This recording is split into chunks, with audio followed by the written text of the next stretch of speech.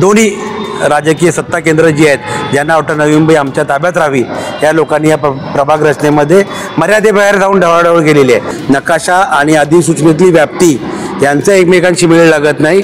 नकाशा आणि उत्तर, पूर्व, पश्चिम, दक्षिण ह्या ज्या दिशेला ज्यांनी वर्णन केलेलं आहे त्याचा मेळ लागत नाही। निश्चितपणे तक्रार केली पाहिजे, कारण नागरिकांची निवडणूक आहे, लोकांची निवडणूक आहे आणि इथे या ठिकाणी जो मतदार याद्यांमध्ये घोळ झाला, प्रभाग रचनेमध्ये इथे घोळ झालेला आहे। त्यामुळे लोकजागृती करून माननीय न्यायालय असेल, माननीय राज्य निवडणूक आयोग असेल, कोर्ट असेल, यांच्याकडे जाऊन आम्ही तक्रार करणार आहोत आणि दाद मागणार आहोत।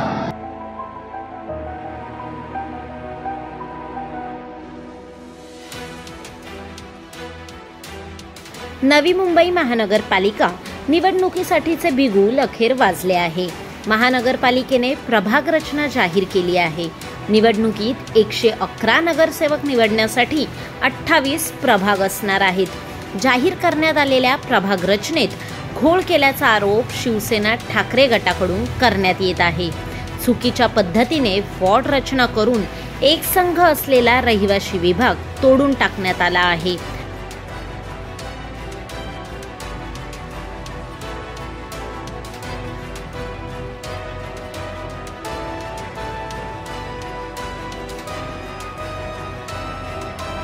सत्ताधारी भाजप आणि शिवसेना शिंदे गटाच्या वर्चस्वासाठी प्रभाग रचनेत गंभीर चुका करण्यात आल्या आहेत। एकीकडे मतदार याद्यांतला घोळ घातला असताना दुसरीकडे सत्ताधाऱ्यांसाठी प्रभाग रचनेतही निवडणूक आयोगाने चुका केल्या आहेत। त्यामुळे प्रभाग रचनेत सुधारणा न केल्यास जनआंदोलन करण्याचा इशारा ठाकरे गटाकडून देण्यात आलाय।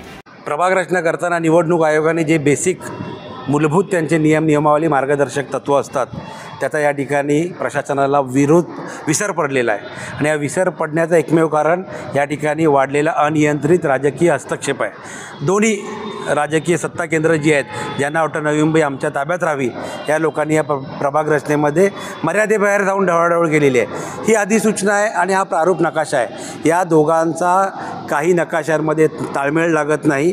नकाशा आणि अधिसूचनेतली व्याप्ती यांचं एकमेकांशी मेळ लागत नाही।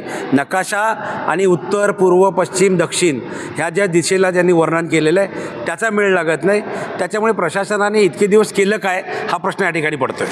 पुढे काय आपण तक्रार करणार आहोत? निश्चितपणे तक्रार केली पाहिजे, कारण नागरिकांची निवडणूक आहे, लोकांची निवडणूक आहे आणि इथे या ठिकाणी जो मतदार याद्यांमध्ये घोळ झाला, प्रभाग रचनेमध्ये इथे घोळ झालेला आहे। त्यामुळे लोकजागृती करून माननीय न्यायालय असेल, माननीय राज्य निवडणूक आयोग असेल, कोर्ट असेल, यांच्याकडे जाऊन आम्ही तक्रार करणार आहोत आणि दाद मागणार आहोत।